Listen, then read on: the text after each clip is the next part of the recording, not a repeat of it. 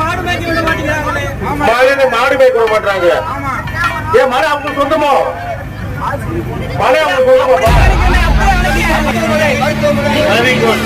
சரி சரி. இப்போ ரெண்டு தலையான பிரச்சனை. ஒண்ணு சால வசதி, இரண்டு பட்டா. இது ரெண்டுக்கும் சட்ட ரீதியாக என்ன போராட்டத்தையும் செய்யப்படாது.